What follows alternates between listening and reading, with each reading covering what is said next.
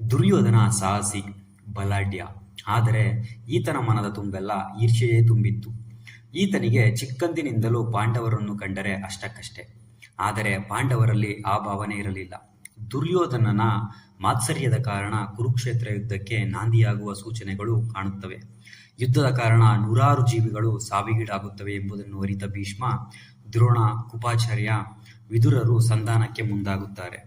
ಮೊದಲಿಗೆ ಅವರು ಧೃತರಾಷ್ಟ್ರ ಮತ್ತು ಗಾಂಧಾರಿಯ ಬಳಿ ಹೋಗುತ್ತಾರೆ. ನಿಮ್ಮ ಮಗ ದುರ್ಯೋಧನನಿಗೆ ಬುದ್ಧಿ ಹೇಳಿ, ಇಲ್ಲವಾದರೆ ಇಡೀ ಕುರುವಂಶವೇ ಸರ್ವನಾಶವಾಗುತ್ತದೆ ಎಂದು ಎಚ್ಚರಿಸುತ್ತಾರೆ.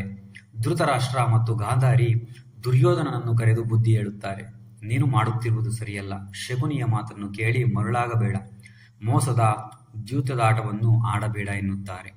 ದುರುಳ ದುರ್ಯೋಧನ ಹೇಳುತ್ತಾನೆ, ಅಪ್ಪ, ಈ ಆಟದಲ್ಲಿ ನಾವೇ ಗೆಲ್ಲುತ್ತೇವೆಂದು ಶಕುನಿ ಮಾವ ಹೇಳಿದ್ದಾರೆ. ಅವರ ಮಾತಿನ ಮೇಲೆ ನನಗೆ ಸಂಪೂರ್ಣ ನಂಬಿಕೆ ಇದೆ. ಆಟದಲ್ಲಿ ಸೋತ ಪಾಂಡವರನ್ನು ಕಾಡಿಗೆ ಕಳಿಸುತ್ತೇವೆ. ಆಗ ಹಸ್ತಿನಾಪುರದ ರಾಜ ನಾನೇ ಆಗುತ್ತೇನೆ. ನೀವೇನು ಯೋಚಿಸಬೇಡಿ ಎಂದು ಉಚ್ಚರಿಸುತ್ತಾನೆ. ಮಗನ ಮೇಲಿನ ವ್ಯಾಮೋಹದಿಂದ, ಒಲ್ಲದ ಮನಸ್ಸಿನಿಂದ ಧೃತರಾಷ್ಟ್ರ ದ್ಯೂತ ಕ್ರೀಡೆಗೆ ಒಪ್ಪುತ್ತಾನೆ. ಇತ್ತ ಹಸ್ತಿನಾಪುರದ ಅರಮನೆಯಲ್ಲಿ ದ್ಯೂತ ಕ್ರೀಡೆಗೆ ಸಕಲ ಸಿದ್ಧತೆಗಳಾಗುತ್ತವೆ. ದುರ್ಯೋಧನ ಧರ್ಮರಾಯನನ್ನು ದ್ಯೂತ ಕ್ರೀಡೆಗೆ ಆಹ್ವಾನಿಸುತ್ತಾನೆ. ಧರ್ಮರಾಯನಿಗೂ ಮೊದಲೇ ಪಗಡೆಯಾಟದ ಹುಚ್ಚು. ದ್ರೌಪದಿ ಸೇರಿದಂತೆ ಉಳಿದ ಪಾಂಡವರು ಬೇಡವೆಂದರೂ ದ್ಯೂತ ಕ್ರೀಡೆಗೆ ಮುಂದಾಗುತ್ತಾನೆ. ಪಗಡೆಯಾಟದಲ್ಲಿ ಒಂದೊಂದೇ ವಸ್ತುಗಳನ್ನು ಸೋಲುತ್ತಾ ಹೋಗುತ್ತಾನೆ. ಕಡೆಗೆ ತನ್ನ ಸೋದರರನ್ನು ಪಣಕ್ಕಿಡುತ್ತಾನೆ. ದ್ರೌಪದಿಯನ್ನು ಪಣಕ್ಕಿಟ್ಟು ಇತಿಹಾಸದಲ್ಲಿ ಅಪಹಾಸ್ಯಕ್ಕೆ ಈಡಾಗುವ ಸಂದರ್ಭ ಉಂಟು ಮಾಡಿಕೊಳ್ಳುತ್ತಾನೆ. ಬಹುಶಃ ದ್ರೌಪದಿಗೆ ಸಭಾಭವನದಲ್ಲಾದ ಅಪಮಾನವೇ ಮುಂದಿನ ಕುರುಕ್ಷೇತ್ರ ಯುದ್ಧಕ್ಕೆ ನಾಂದಿಯಾಗುತ್ತದೆ.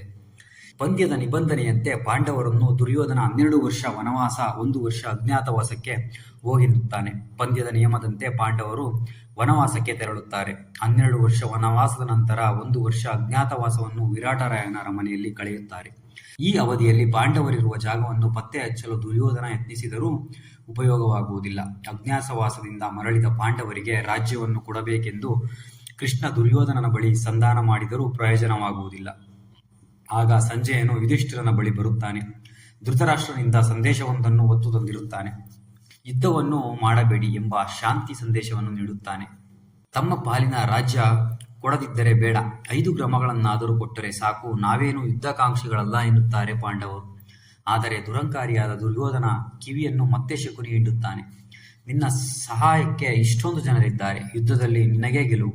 ಅವರಿಗೆ ಹೇಳು, ಬೇಕಾದರೆ ಯುದ್ಧ ಮಾಡಿ ನಿಮಗೆ ಬೇಕಾದ ರಾಜ್ಯವನ್ನು ಸಂಪಾದಿಸಿಕೊಳ್ಳಿ ಎಂದು. ದುರ್ಯೋಧನನಿಗೆ ಶಕುನಿಯ ಮಾತು ಸರಿ ಎನಿಸುತ್ತದೆ. ರಾಯಭಾರಿಯಾಗಿ ಬಂದ ಕೃಷ್ಣನನ್ನೇ ಬಂಧಿಸಲು ಪ್ರಯತ್ನಿಸುತ್ತಾನೆ. ಯುದ್ಧಕ್ಕೆ ಆಹ್ವಾನ ನೀಡುತ್ತಾನೆ. ಮದ ಮಾತ್ಸರ್ಯದ ಗಣಿಯಾದ ದುರ್ಯೋಧನ ತನ್ನ ಅವನತಿಗೆ ತಾನೇ ಕಾರಣನಾಗುತ್ತಾನೆ.